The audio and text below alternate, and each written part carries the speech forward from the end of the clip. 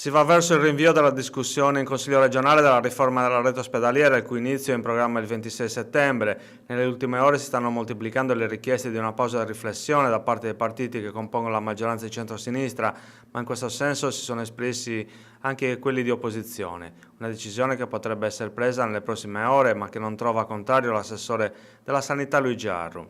Se serve per far cambiare questa narrazione negativa sono disponibile, ha detto l'assessore Arru a margine di una conferenza stampa per la presentazione del bando Includisi.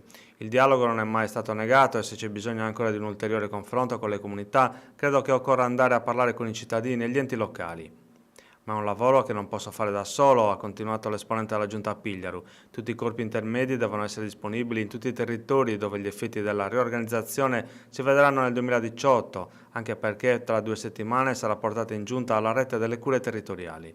L'assessore Arro ha ricordato che se fosse stata applicata la legge nazionale molti ospedali sarebbero stati trasformati, invece ha detto abbiamo utilizzato ampiamente la nostra autonomia e un cambiamento fatto in un'ottica di rete deve finire il deserto dei tartari aspettando l'evento. Alcune specialistiche devono essere concentrate in ospedali precisi. Quanto alla mancata nomina del direttore della Reus, l'azienda regionale per l'emergenza e urgenza, l'assessore Arru ha precisato abbiamo attraversato una fase di transizione e poi ci sono diverse linee di pensiero in maggioranza sul ruolo dell'incaricato.